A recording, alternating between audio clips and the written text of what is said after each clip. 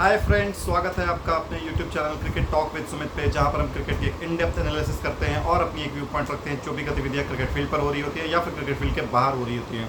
तो आज second T20I खेला जा रहा था हरारे स्पोर्ट्स क्लब जिम्बाब्वे में, इंडिया वर्सेस जिम्बाब्वे का। और पहला जो कि कल T20 है जिसमें इंडिया को करारी शिकस्त मिली थी 13 रनों से। विक्ट्री मार्जिन बहुत कम था, लेकिन जो स्कोर बना था उसके मुकाबले अगर देखा जाए तो ये बहुत बड़ी जीत थी जिम्बाब्वे की। स्पेशली इंडिया ने जब T20 वर्ल्ड कप जीता और उसके बाद जिम्बाब्वे का ये जो कमबैक था, और ये जिम्बाब्वे ने क्वालिफाई तक नहीं किया था 20 टीमों के बीच में, वहाँ से जिम्बाब्वे टीम ऊपर उभरी और इंडिया को हराया। क्योंकि ये सवाल हमेशा उठते थे कि यार गैप्स बहुत हैं एसोसिएटेड नेशंस और मेजर जो मेजर प्लेयर्स हैं या मेजर जो कंट्रीज़ हैं उनके बीच में। तो ये दिखाता है कि T20 is a game of uncertainty, A game of momentum. जो अच्छा वहाँ पर परफॉर्म करेगा, चाहे आप 19 ओवर तक आप अच्छा परफॉर्म कर रहे हो, बट एक ओवर ऐसा आता है जहाँ पर मोमेंटम चेंज हो जाता है, जहाँ पर गेम पूरी चेंज हो जाती है, और वहाँ से सिचुएशन को निकाल कर लाना बहुत ही मुश्किल और बहुत ही डिफ़िकल्ट होता है। तो heads off to Zimbabwe. But आज कल के मैच के बाद सिकंदर रजा ने चिढ़ाते हुए टीम इंडिया को कहा था कि T20 champion should play like a champion.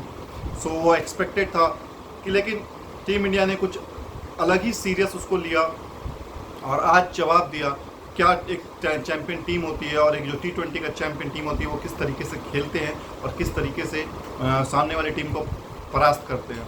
सबसे पहले जो मैंने कल बात कही थी, दो बातें मैंने आपको कही थी और वो दोनों क्लिक हुई। पहला बात जो मैंने बोला था कि टीम इंडिया को टॉस जीत करके बैटिंग करना चाहिए। हमेशा देखा जाता कि एसोसिएट नेशंस के खिलाफ आप बॉलिंग कर लेते हो, लेकिन वहाँ पर वो उनका जो है ना, मतलब अगर आप एसोसिएट नेशन को बैटिंग करने का मौका देते हैं तो वो उनको बेस्ट सूटेड होता है, बेस्ट मौका होता है अपने बैटिंग करने को, क्योंकि वहाँ पर वो गेम बना सकते हैं। वो आराम से 2-4 ओवर सिंगल डबल खेल करके जो उनको सूट करता है उस लेवल पे वो खेल करके मैच को बनाते हैं, और उसके बाद फिर बॉलिंग को धीरे धीरे, क्योंकि जो एसोसिएट नेशंस होते हैं उनकी बॉलिंग थोड़ी तगड़ी होती है, बैटिंग वो थोड़े से कमज़ोर होते हैं, बॉलिंग उनकी अच्छी खासी होती है। अब कोई भी एसोसिएट नेशन को नाम ले लें, उनके बॉलर्स, उनके बॉलिंग स्ट्रेंथ बहुत अच्छी होती है। जैसे अफगानिस्तान को आप ले लीजिए, बॉलिंग यूनिट वाइज बहुत ही स्ट्रांग है वो। अफगानिस्तान को आप अगर फर्स्ट बैटिंग करने देते हैं ना, तो वो हमेशा फर्स्ट बैटिंग करेंगे, क्योंकि वो बेस्ट टाइम होता है बैटिंग करने के लिए। चेज में बहुत लोगों का प्रेशर हावी हो जाता है, बहुत लोग स्ट्रेस में आ जाते हैं, जिसकी वजह से वो उतना उस लेवल पे परफॉर्म नहीं कर पाते। तो सबसे पहले तो टीम इंडिया ने जो सबसे अच्छा काम किया कि टॉस जीता और बैटिंग की, जो कि मेरा कल का मशवरा ऑलरेडी था, रिव्यू मतलब कल के पोस्ट मैच के बाद आप जा करके देख सकते हैं।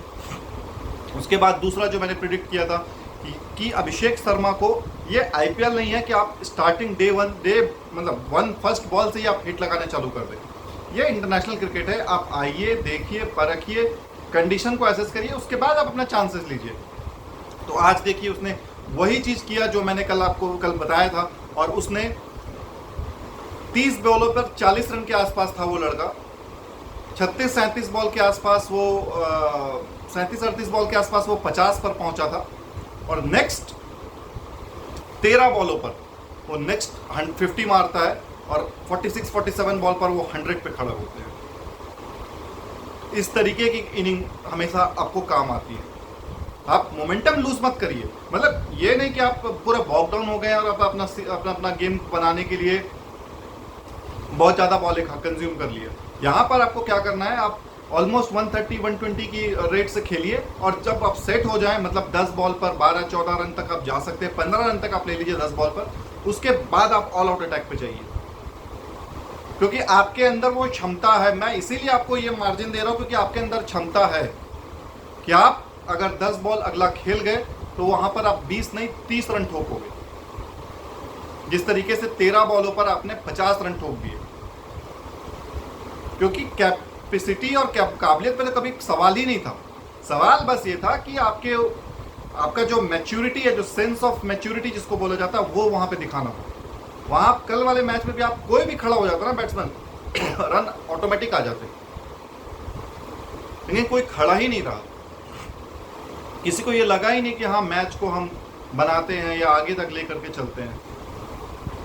तो आज अभिषेक शर्मा की जो इनिंग थी, ब्रिलियंट नॉक, आज उनमें पोटेंशियल दिखा और बिलीव मी आज उसने अपना जो स्पॉट है ना ओपनर का, उसने सीमेंटेड कर दिया है। अब आज के बाद रोहित शर्मा के रिप्लेसमेंट के तौर पर अभिषेक शर्मा ही वहां पे जाने जाएंगे। अब उनका पार्टनर कौन होगा ये डिसाइड करना है, या ये कॉल लेना है सिलेक्टर्स को। या शुभमन गिल होंगे, यशस्वी जायसवाल होंगे, आपका ईशान किशन होंगे, केएल राहुल होंगे, ऋतुराज गायकवाड़ होंगे, जिसको भी लेना है ले लीजिए, लेकिन ये लड़का रहेगा ओपनर। मैं इसे एज एन ओपनर देखना चाहता हूँ। मेरा जो कॉम्बिनेशन होगा यशस्वी जायसवाल और अभिषेक शर्मा ओपनर।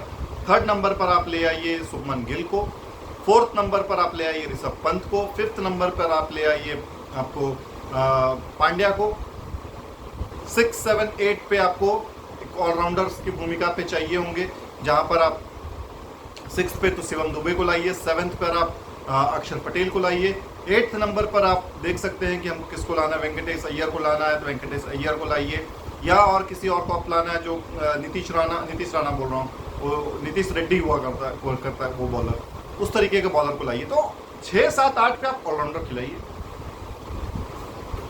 और ये आपका जो कॉम्बिनेशन जो तैयार होगा ना, ये अल्टीमेट होगा।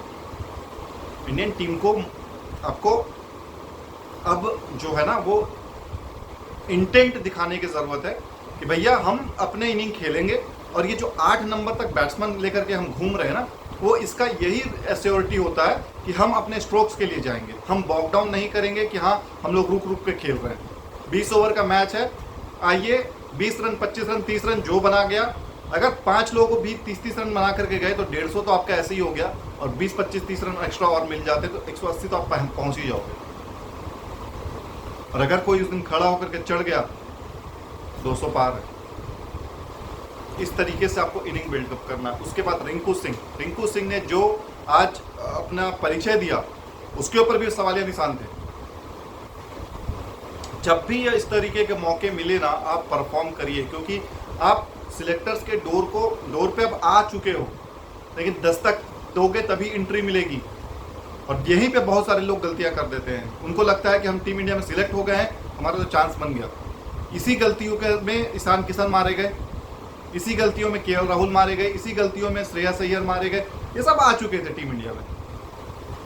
जब मौका मिले, संजू सैमसन, जब मौका मिला उस समय आप परफॉर्म कर दोगे ना, आपको कोई बाहर नहीं निकाल सकता। Mark my word. ये ऋतुराज गायकवाड़ के लिए भी लाइफ सेविंग या इनिंग सेविंग, ये मतलब कैरियर सेविंग नॉक थी है, क्योंकि इसके बाद मौका नहीं मिलना था ऋतुराज गायकवाड़ को। मैं लिख के देता हूं, इनफ मौके मिल चुके हैं उनको।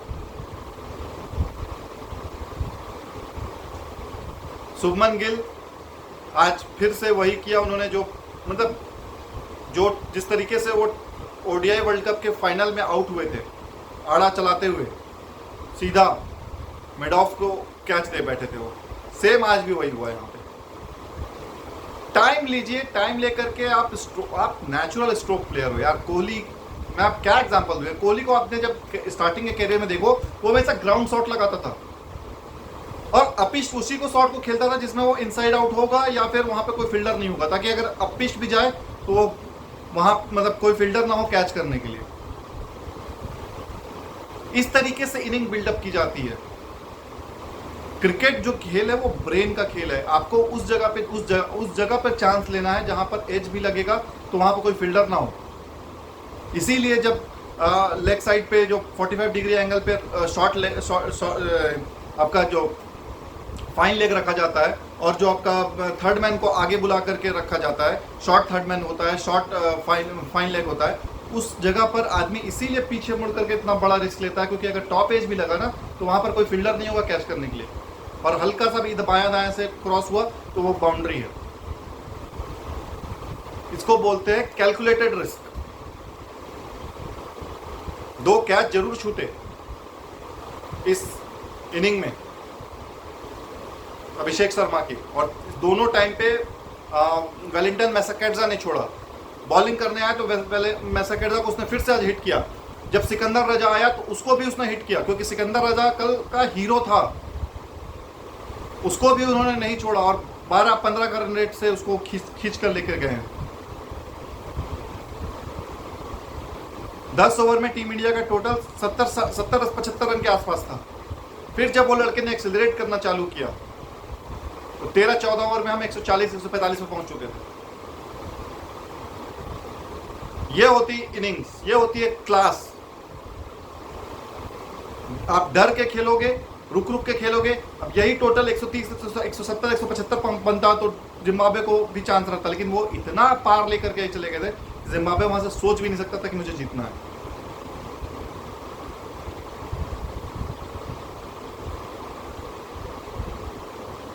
इस याद रखिएगा, ये जो 234 रन बने हैं आज के मैच में, उसमें एक ओवर मेडन भी गया है ब्लेसिंग मुजरबानी का। उसके 4 ओवर में सिर्फ 30 रन पड़े हैं। वो भी 30 रन जो लास्ट ओवर उसने डाला था, उसमें एक छक्का और एक बाउंड्री लग गया था। वरना ब्लेसिंग मुजरबानी के 4 ओवर में 20-25 रन रहते और लास्ट के 16 ओवर में टीम इंडिया 200 रन से प्लस मारी है। पावर प्ले के में खेलना बहुत मुश्किल था। बॉल बहुत फंस के, बहुत रुक के आ रहा था। बैट्समैन को समझ में नहीं आ रहा था कि क्या करूं। जब सेट हो गए ना तो वो पे किया उन्होंने।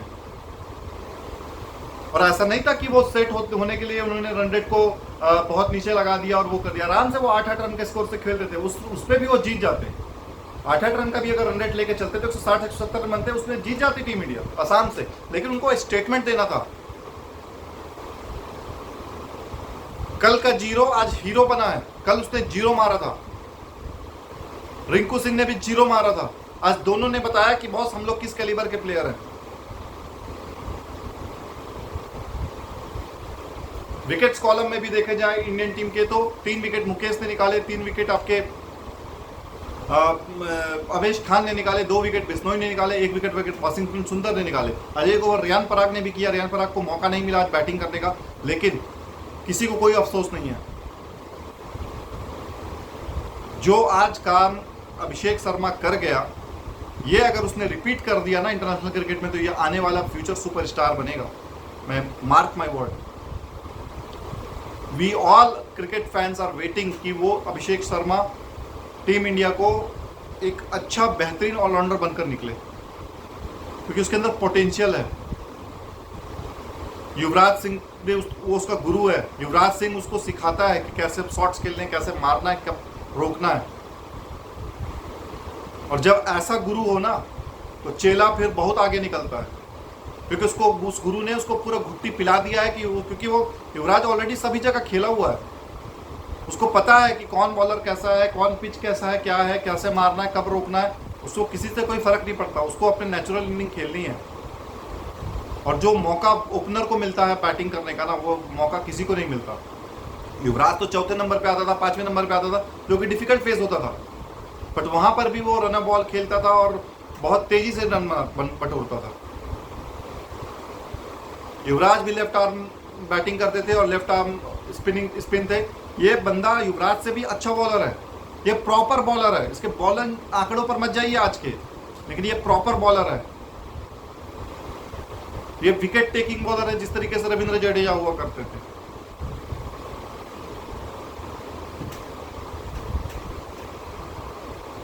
सिकंदर रजा आज कोस रहा होगा, लेकिन मैं एक चीज का दाद दूंगा यार, जिम्बाब्वे फैंस का बॉस नमन है आपको। किसी को कोई फर्क नहीं पड़ा कि टीम की स्थिति क्या है क्या नहीं, लेकिन वो हमेशा अपने सीट पर से उठे हुए दिखाई दिए और शोर शराबा करते हुए, मौज मस्ती करते हुए दिखाई दिए, क्योंकि वो क्रिकेट लविंग नेशन है।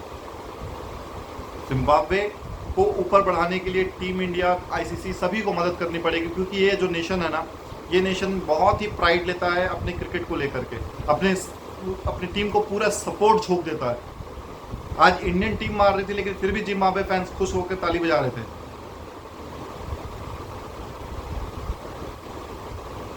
बाकी टीमें देखा जाए तो अगर बांग्लादेश जाए, इंडिया जाए या नेपाल जाए, बांग्लादेश जाए, अगर सामने वाली टीम उसके अपनी टीम के अगेंस्ट में रन स्कोर कर रही है तो वो सारा क्राउड चुप रहता है। जिम्बाब्वे इस तरीके से नहीं खेला। तेंदई चटारा हीरो हुआ करते थे पिछले मैच के। मार मार के उनका सुझा दिया चटारा को खटारा बना दिया उसने।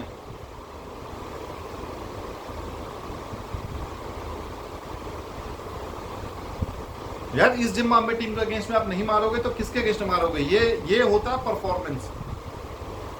ठीक है, one of day bad day in the office होता है, मैं उस चीज को डिनाई नहीं करता। कल का मैच जो आप हारे, हो सकता है इसी से आपका बेटरमेंट आगे लिखा हो कि किस अप्रोच से, किस कामनेस से और किस टेक्निक से हमें खेलना। ऋतुराज गायकवाड़ की भी यह तारीफ होगी कि जो उसने पेशेंस और कामनेस बना कर रखा और लास्ट में जब हिट किया तो वो चीज ही रिक्वायर्ड है। आप एक इन पे ये श्योरिटी दो कि भैया मैं खड़ा हूँ, सामने वाला हिट लगाए। यही आज अभिषेक शर्मा ने बताया अपने post man of the match event के टाइम पे कि हमारे हर ओवर में हमारे बीच में ये बात हो रही थी और वो यही बता रहे थे ऋतुराज गायकवाड़ कि आप सामने से चार्ज करते रहो, आप सामने से चार्ज करते रहो। ये जो कॉन्फिडेंस देता है ना, मतलब दूसरा मैच खेल रहा है यार वो बंदा, उसके अंदर कितना कॉन्फिडेंस भरा हुआ है कि वो आपसे अपने से सीनियर प्लेयर के से ज्यादा अच्छे से खेल रहा है। सीनियर प्लेयर का काम होता है जूनियर प्लेयर के प्रेशर हटाना, बट यहाँ पर उल्टा किया उसने। वो जूनियर प्लेयर था और ऋतुराज सीनियर प्लेयर था और उसने ऋतुराज का स्ट्रेस और प्रेशर और टेंशन दूर किया।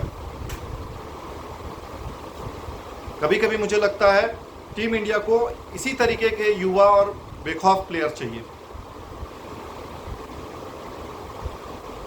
शुभमन गिल, अभिषेक शर्मा बचपन के फ्रेंड्स हैं, दोनों पंजाब से खेलते हैं, दोनों अंडर 19 साथ में खेले हैं। लेकिन अभिषेक शर्मा का नाम इसी वर्ल्ड कप के बाद अपना मौका नहीं मिलेगा तो कैसे चांस मिलेगा? मौका दिया गया बीसीसीआई के द्वारा, इसको भुनाना है, एक भी मौका जाने मत दीजिए। विराट कोहली भी स्टार्टिंग में जब जिम्बाब्वे टूर पे आते थे, एज ए कैप्टन बनकर आते थे, वो मौका जाने नहीं देते थे, पूरा उसका निचोड़ते थे, ग्राइंड करते थे। और विराट कोहली के टाइम पे की जो जिम्बाब्वे थी वो ज्यादा स्ट्रॉन्ग टीम थी।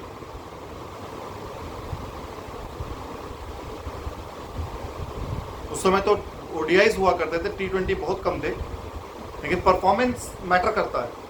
जब आपका स्कोर कार्ड लिखा जाता है ना, तो ये लिखा जाता है कि 100 बने हैं। ये नहीं देखा जाता कि नेपाल बनाए थे कि अगेंस्ट में बनाया हो, कि युगांडा के अगेंस्ट में बनाया हो, कि पापुआ न्यू गिनी के अगेंस्ट में बनाया हो।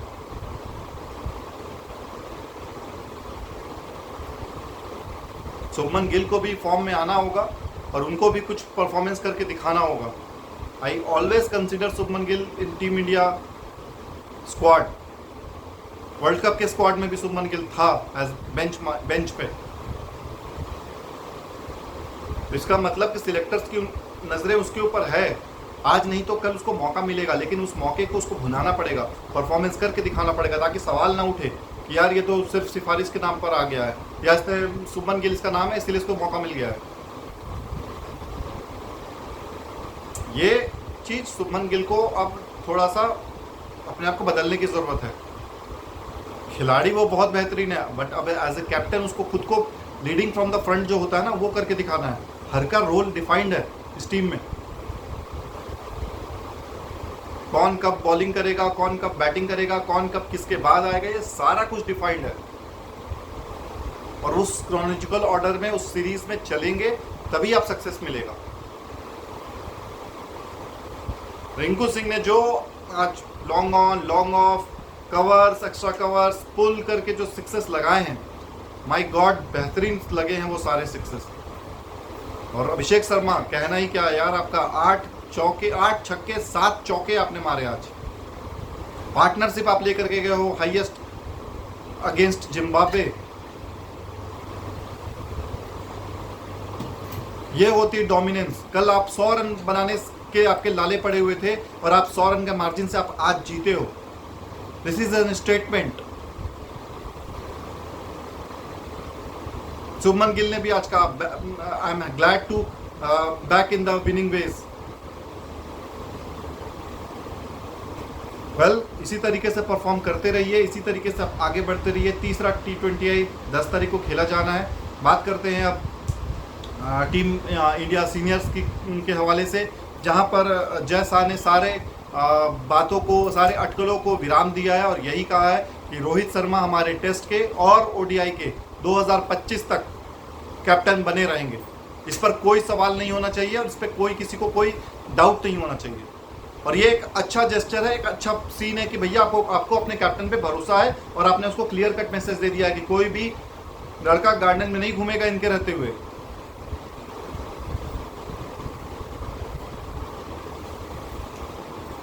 T20 से रिटायरमेंट ले लिया है, अब हमको अगला T20 का कैप्टन ढूंढना है बस।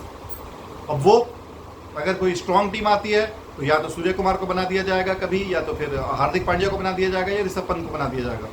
लेकिन अगर कोई ओडीआई और T20 और टेस्ट की अगर कोई बात करे तो वो सिर्फ रोहित शर्मा होंगे, उनको फर्स्ट प्रेफरेंस होगा, उन्हीं के अगेंस्ट पे टीम लड़ेगी, खेलेगी और उन्हीं के साथ आगे बढ़ेगी।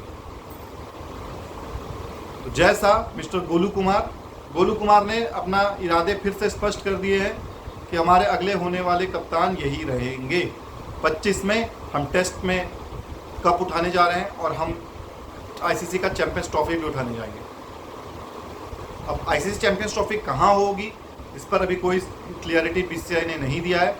क्योंकि पाकिस्तान ने अपने तरफ से एक स्केड्यूल जारी कर दिया है और आईसीसी को भेजा है ड्राफ्ट, बट वो कितना पुख्ता होगा अक्टूबर नवंबर में मेरे को लगता है कि आईसीसी के प्रेसिडेंट का इलेक्शन है और मेरे को लगता है कि जैसा उस पर जरूर लड़ेंगे।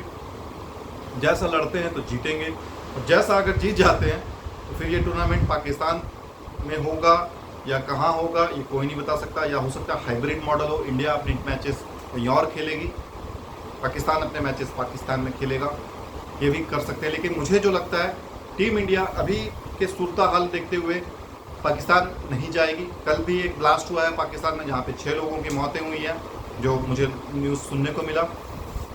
तो इस तरीके से माहौल में रहेंगे तो टीम इंडिया का आना मुश्किल ही नहीं नामुमकिन होता रहेगा। आपके अपने own countrymens are not safe in Pakistan, how you can expect that a superstar team like team India will be safe in Pakistan. इस चीज़ की सिक्योरिटी कोई नहीं दे सकता। तो पाकिस्तान में होगा या कहाँ होगा, चैंपियंस ट्रॉफी में ये तय है कि चैंपियंस ट्रॉफी होगी। दूसरी बात ये तय है चैंपियंस ट्रॉफी रोहित शर्मा की कैप्टनसी में लड़ी जाएगी। वहाँ पर विराट कोहली भी होंगे, रविंद्र जडेजा भी होंगे, सभी को मौका मिलेगा।